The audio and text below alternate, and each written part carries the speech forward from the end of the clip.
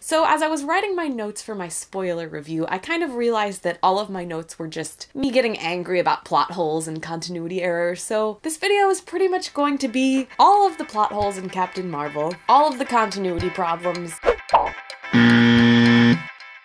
One of my pet peeves with the review community on YouTube is the very liberal and wholly inaccurate usage of the phrase plot hole. A plot hole is a very specific thing by definition, and using it wrong, particularly by YouTubers with influence, creates an inaccurate narrative of a film. And often this incorrect narrative gets picked up by others and repeated to the point where even professional journalists repeat it as if it's true. Sometimes this is intentional, as people have developed this very weird attitude that you must like the same things they like, no matter how subjective. And more often than not, this comes from a culture that not only generally misuses the term, but in an effort to get these videos out as soon as possible, they themselves end up making mistakes that could have been cleared up upon a second viewing, a minimal amount of research, or just paying closer attention. And mind you, I'm not attributing any disingenuous to Steph specifically. This is the first video I've ever watched of hers, so I don't have an overall opinion of her channel just yet. I'm just going by the fact that this video was shared in conversations I've had, and it's one of the top videos when you search for Captain Marvel plot holes. As I do with anyone else, I assume good faith until I have sufficient reason to believe otherwise. I'm not going to include like plot holes and differences from the comics because obviously things are going to change. Things always change. Like Mar-Vell is now a woman and her character is pretty different. Carol Danvers' origin story is pretty different. I'm not going to get into that. It's fine. I'm over it. It's cool. Now, this might just have been because she's speaking off the cuff, maybe from notes and not from a script like I like to do. But I feel like it kind of demonstrates what I mean when I say people use plot hole incorrectly. A plot hole is a logical inconsistency in the narrative of a story or the character development. Unless the movies were directly in continuity with the comics, which they aren't, the differences between the two have nothing to do with each other. That's not what a plot hole remotely even is. Like I said, she could have just misspoke, but it seems like a weird thing to bring up in the middle of an every plot hole video.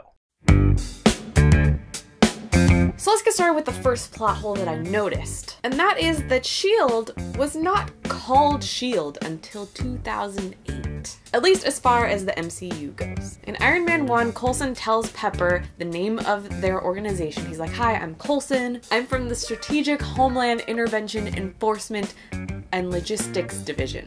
Right? And Pepper's like, "That's quite a mouthful." And he says, "Yeah, I know, we're working on it." And then at the end of Iron Man 1, he's talking to Pepper again, and he's like, "Just call us S.H.I.E.L.D." Which means at some point in the duration of that movie, he or someone at S.H.I.E.L.D. decided, why don't we just call it S.H.I.E.L.D.? That was a joke.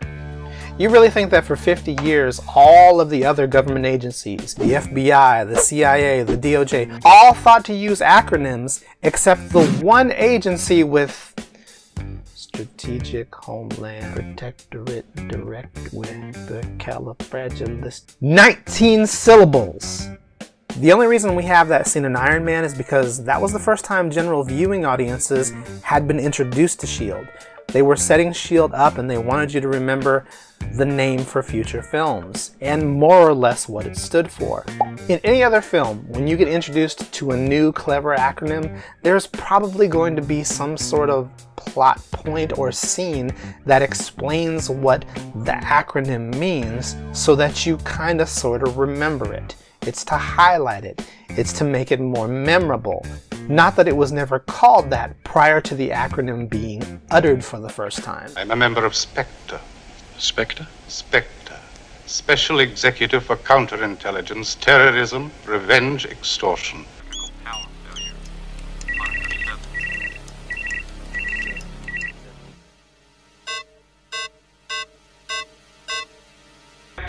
If you are seeing this, that means your extraterrestrial vegetation evaluator, or Eve probe. Binarily augmented retroframing, or BARF. God, I gotta work on that acronym. Otherwise, how would you know S.H.I.E.L.D. was actually S.H.I.E.L.D.? That doesn't mean it was never called that prior to that moment. That's not how acronyms work, and it would be insane for S.H.I.E.L.D. to refer to themselves by their full name for 50 years, while every other government agency with much easier to remember names didn't. Not to mention, the whole never referring to S.H.I.E.L.D. by its acronym prior to 2008 is not supported by any other MCU material either. Tell her she'll be running S.H.I.E.L.D. with me. Agent Carter? Ordinarily, I'd cut you a little slack since we're talking about two different films, and maybe you haven't seen everything within the franchise, but Steph literally references another film as evidence of a continuity error in this one. And immediately following, she says this. But either way, that's what happened and nothing makes sense. It's like the people who directed this movie never saw any other movie in the MCU. Like, they're just totally not familiar with anything going on outside of Captain Marvel. Kinda gotta hold you to your own standard. When Thor and Loki first came into the MCU, Fury was shocked. No, he wasn't. The Foster theory, a gateway to another dimension, is unprecedented. Isn't it?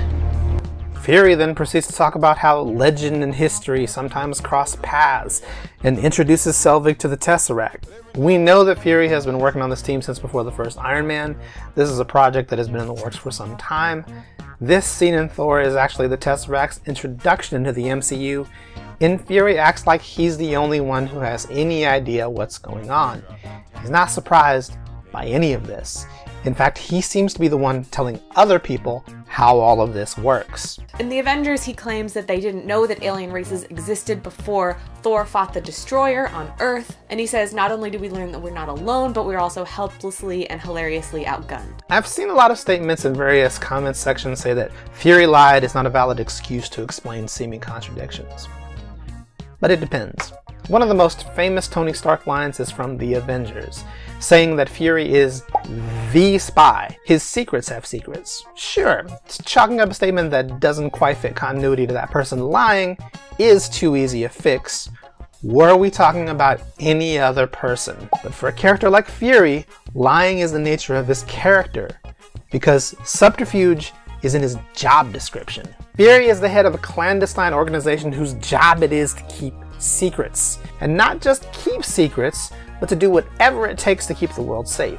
That means lying and manipulation are part of the game. No one should expect the spy to be a completely forthright person, and even the Avengers didn't. That means you have to consider the context of the situation Steph is referencing. Fury has been lying to them from the start of the Avengers movie, and he continues to lie to them throughout the course of the Avengers movie. He lies about what they're actually using the Tesseract for. He has Natasha lie to Banner about why they need him on the case. He lies about what the Banner containment unit was actually designed to do. He lies about Coulson dying, going so far as to spatter blood on the cards for effect. His singular purpose in that film is to get the Avengers to work together as a team, and if he has to lie and deceive to do it, that's what he'll do to get the job done. And what's going to be more effective convincing the Avengers to work together in that moment? Fury saying that they needed to be ready because aliens attacked 30 years ago even though you never heard of it and you didn't know about it. Or this. Because of him.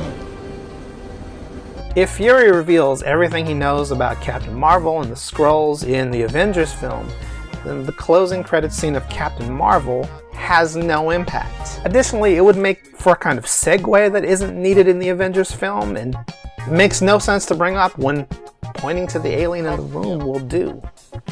It's entirely consistent with his character's job, and the circumstances.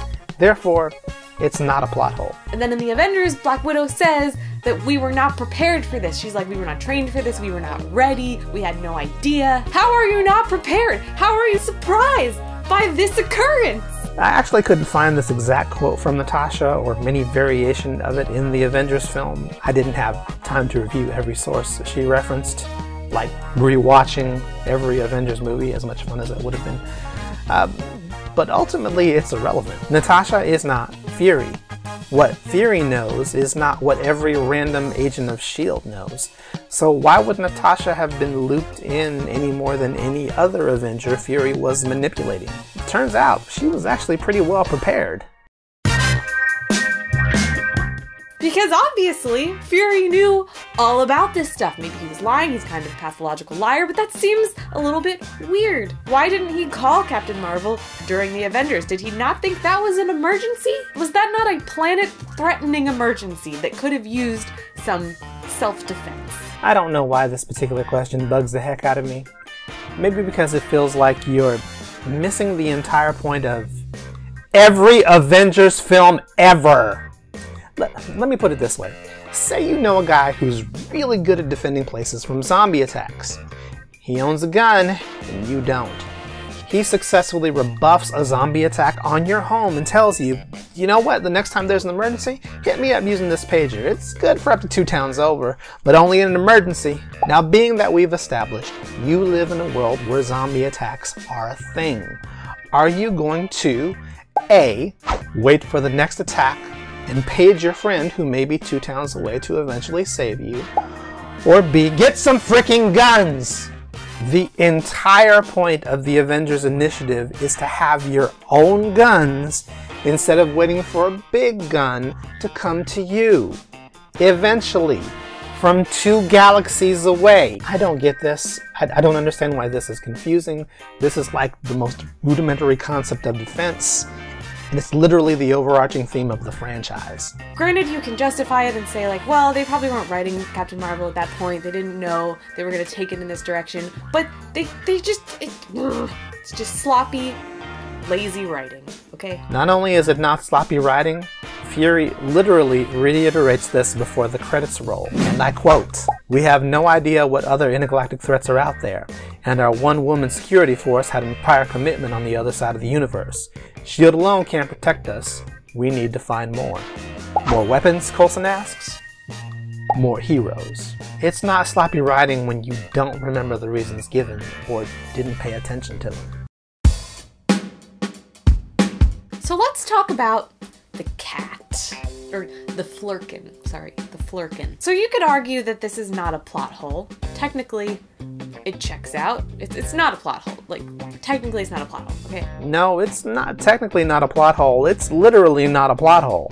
And you can only really say that because Fury has a tendency to lie about vital information to manipulate people. We've seen that in all the Marvel movies. Like spilling blood on Coulson's trading cards in the Avengers, or telling Coulson, I can neither confirm nor deny that happened at the end of Captain Marvel. Tony Stark has referred to him as the spy. He's a spy! He's a liar! It's his job.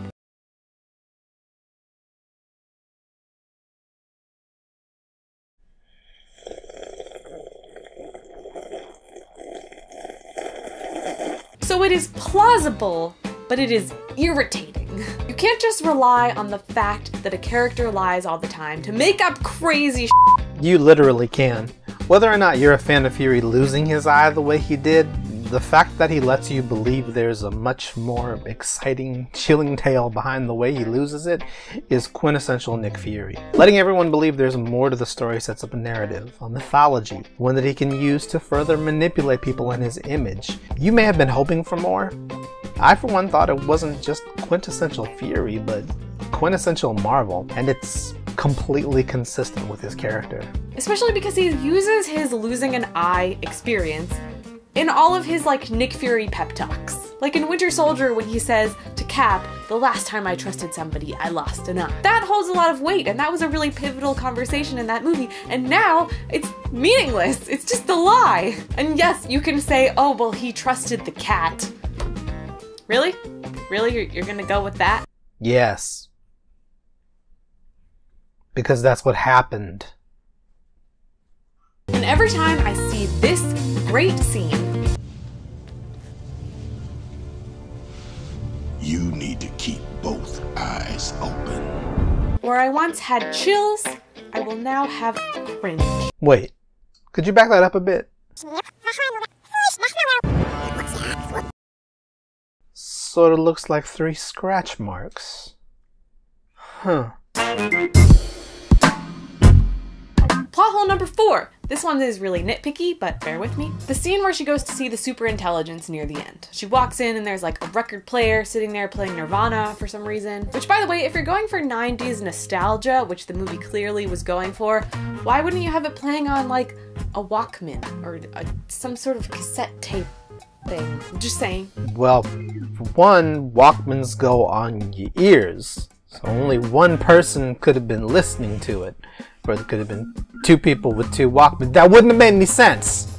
But for another, Walkmans and cassette tapes are from the 1980s. Remember Peter Quill is from the 1980s and he listened to his mother's 70s music on a cassette tape on a Walkman? By the 90s, everyone was using CDs. Millennials. In Carol's memory, she actually appears to be recreating select items from Marvel's office or workplace, hence the record player. A device that someone Marvel's age would have likely had, and to this day really hasn't fallen out of fashion. Honestly, it's just more visually interesting than showing a 5 CD changer. But my issue is, this is all happening inside of her head, right? This is all sort of due to her memories. She sees the superintelligence as Mar-Vell, someone that she once knew. The whole concept of this space that she's in is inside of her head, so it all must be something from inside her head, right? Carol went missing in 1989. Come As You Are by Nirvana didn't come out until 1991. Unless she somehow heard it on Earth within the past like 2 days, how did she possibly have a memory of this song in her head? Because she heard the song within the past 2 days. Look, I'd be inclined to give you this one, even though it's not really worth the effort of making a whole video about plot holes, only to have one actual plot hole in the whole thing. But you didn't know that Walkmans and cassette tapes were out of use by the 1990s, so it somewhat damages the credibility that you knew and were really bothered by the fact that this particular Nirvana release date doesn't fit the film's time frame exactly. I understand that you acknowledge it's a nitpick, but it seems like a nitpick you had to look up. But none of the other ones? Hey, if you're a huge Nirvana fan and you just know all the dates by heart, my bad. When I think about scenes like this, I tend to think like a writer-director might. Like, the alternatives to doing this scene is to either do it without music, which doesn't have quite the same effect, or do it with 80s music, which would be in direct contrast to the movie's theming. You could also shift the dates around, presuming you had that much creative control. But I think had I been put in the same position, I would have made the same decision. At the very least, they made sure the music was something she could have easily heard while on one of the several road trips she took during the movie. At this point, she mentioned something that she acknowledges is not a plot hole, but a complaint is Ronan's appearance being different than what she expected, which really can be explained away by the fact that he's 30 years younger here, but as she acknowledges, that's a bit of a tangent. Then we get to this point. Another point that really bugs me. But first, I just have some timeline questions. So at the end of Captain America: The First Avenger, it's at the bottom of the ocean. Howard Stark retrieves it while he's searching for Steve Rogers, and it's in his possession. It's unclear when this was exactly, but it was sometime in between Steve Rogers' death and Howard Stark's death. So there's like this 40-year gap of unknown Tesseract history. But now it's implied that at some point between Howard Stark finding the Tesseract and 1989, he handed it off to Mar-Vell at Project Pegasus. Now, since Pegasus is part of NASA and the US Air Force, it makes sense that Howard Stark would be in cahoots with them. Like, it works, it's plausible if you put the pieces together, but I don't want to have to put the pieces together. Why can't you just explain it to me in a way that makes sense in this timeline that you have now messed up? It doesn't sort of fit. It actually fits. Like, with minimal effort, it fits. Like, I'm not really sure why he would have trusted Mar-Vell with it. It seems like kind of an important thing. It's kind of a big deal. I would have liked an explanation instead of just like, here's where the Tesseract is. This is canon. Don't ask any questions. So after working on this script, I started to better understand what the issue seems to be with people's understanding of the Tesseract timeline. It still infuriates me, but I better understand it. This is Howard Stark finding the Tesseract after Steve's plane disappears into the ocean. This is not Stark keeping the Tesseract and putting it in a curio cabinet in the manor for 50 years. Stark is not the start of the chain of custody at the end of Captain America: The First Avenger. The government is, because that's who Stark works for. And in fact, it remains predominantly in their custody for the next almost 70 years. Our very first introduction to the Tesseract was the Thor post-credits scene where it's in S.H.I.E.L.D. custody, and Project Pegasus has been referenced as being a S.H.I.E.L.D. op in that same movie, as well as Iron Man 2 and Avengers. But even if you don't remember Pegasus being referenced in those films, it still doesn't require a whole bunch of piecing together. The problem is you're thinking of the Tesseract as if Howard Stark found it, and finders keepers. You seem to be forgetting that Stark worked for the government during wartime, and everything he did at that time would have been for the war effort. But up to that point, the Tesseract was and always had been in the government's hands, with different people doing research into it. Stark in the 40s and 50s, Lawson in the 80s, Selvig in the late aughts. Project Pegasus is just the name of the operation tasked with harnessing its power in the later years. Lawson was just the person put in charge of that op in the 80s, likely something she positioned herself to do so she could help the Skrull in her charge. Again, these are details that can be found in the movie. And that's really it. There is no Tesseract timeline inconsistency because you're thinking it belonged to the wrong person to begin with. Furthermore, if Captain Marvel got her powers from the Tesseract, because the energy source that she blew up was powered by the Tesseract and it gave her power, she absorbed its power, which means her powers more or less come from an Infinity Stone, the Space Stone, which is in the Tesseract. So does that mean she can hold an Infinity Stone and not die? I have so many questions. But if that's the case, if she's powered by the Space Stone, why doesn't she have any of the Space Stone powers? Like, why can't she teleport? Why does she have all these other powers? Like, seems like she's more powered by the Power Stone than the Space Stone. Because that's not how it works.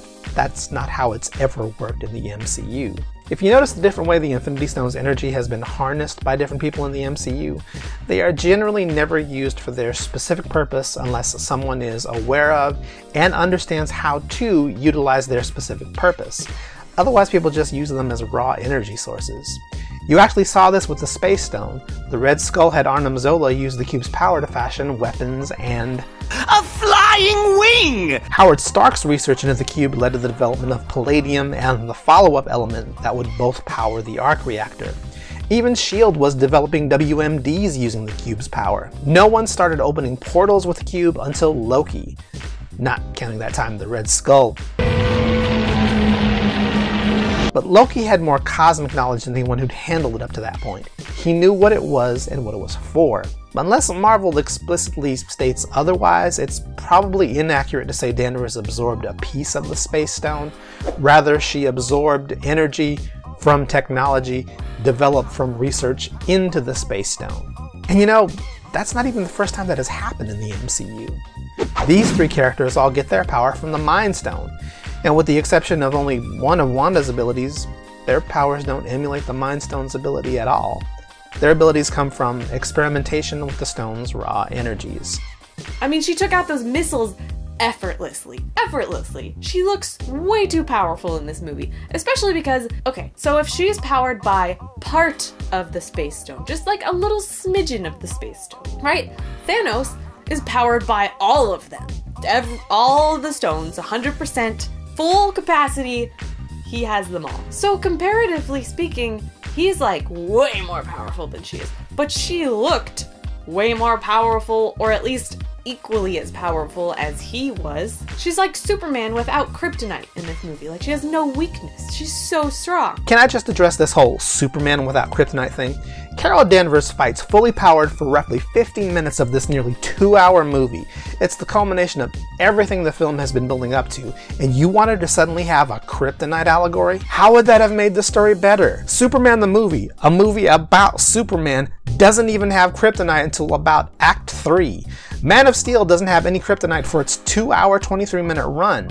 There are 54 episodes of Superman the Animated Series, and kryptonite is featured maybe 10-ish or so times. For that matter, Shazam is Superman without kryptonite. So was Hulk. So is Thor. Okay, she blew up some starships. Yeah, she's probably in a higher tier than any other hero we've seen so far.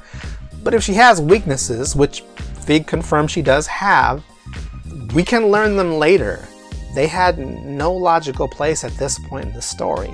Also, I don't know what film you watched, but she didn't look way more powerful than Thanos. What she does in this film and what we've seen a fully gauntleted Thanos do in Infinity War, very different things to try and make a power comparison with. Also, one thing that, it's like, it's whatever, it's fine. The fact that at the very end of the movie, Nick Fury is looking at a photograph of Carol Danvers, and on her plane it says Carol Avenger Danvers. And then he looks at his computer and he's like, I'm gonna rename this organization, which I think he had called it the Protectors Initiative or something, and now he's retyping it and he decides to name it the Avengers Initiative. Whatever, okay, whatever. Names come from stupid origins. I would have preferred to just not even know at all. But Captain America's the first Avenger. He's the first Avenger! He was first! Even by timeline's sake, he was first. Yeah, he still is. They just hadn't picked a name yet, but he still functionally is. She hasn't earned this right. She has not earned the right to name this entire franchise, okay? She saved mankind from mass destruction. Single-handedly. What did you think were in all those Kree missiles pointed at the Earth? Confetti? What a sister gotta do to get some credit around here? Look, you can try to justify the bad writing. You can put the pieces together, make stuff up, and justify this, justify that, twist this here, twist this here. But the truth is they just retconned everything. It's a mess. Except they retconned nothing. They only filled in some gaps, expanded some mythology, and they raise some new questions that don't unreasonably contradict old answers. Bad writing is subjective, but at least what you've listed here was really just bad observation, which could have easily been clarified with maybe a second viewing or just a little bit of Googling to refresh your memory. And there was nothing in here that required a great deal of research. Most of it was explained in the movie, and any questions you raised about other movies were explained in those movies. The only point you really had any ground on was the Nirvana song, which actually did require research, though I suspect you didn't actually go through each song in the film checking song release dates to see if they matched up. Why would anyone do that?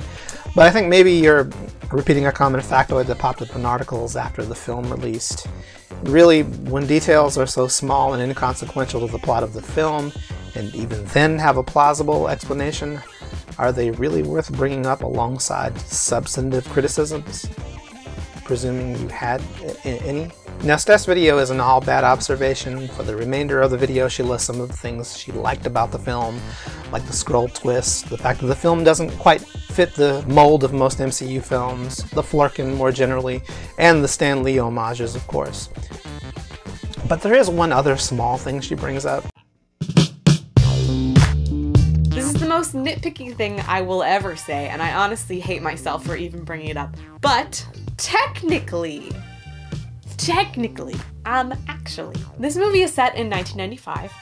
Mallrats came out in 1995. Technically, Stan Lee would probably not be practicing his lines for Mallrats since he probably already shot it in 1994. Also, his hair was brown, but it's fine. I still loved it.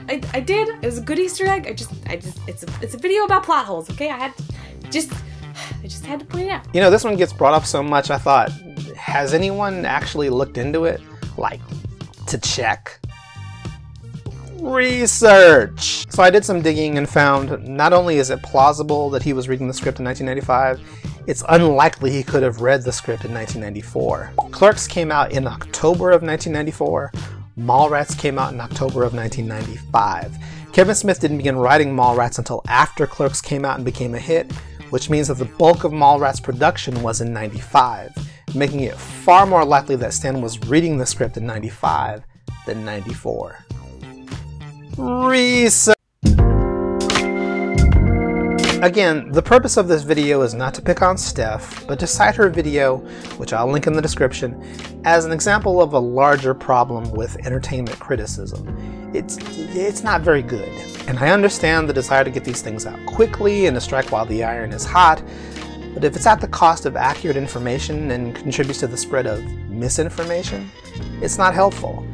And if you're an influencer in this community, then you're training your fans to think as uncritically as a rushed, poorly researched YouTube video.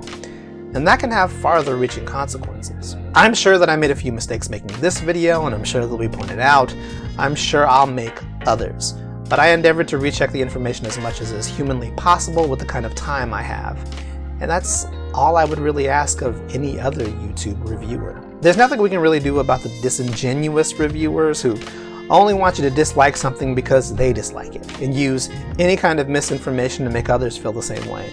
And there's nothing you can do about people who only listen to those that confirm their pre-existing bias. And no one wants you to pretend you liked something you didn't. But if your goal isn't to misinform, if your goal is to be honest with your audience, then all I ask is that you make the effort to double check your facts in the time you have. Be biased, that's how entertainment works, but be biased about factual things, not things you misunderstood or overlooked or misquoted. If you care about your audience, you'll give them that quality control as a bare minimum. Thanks for watching. This has been Digital Jedi, and that's why you're wrong.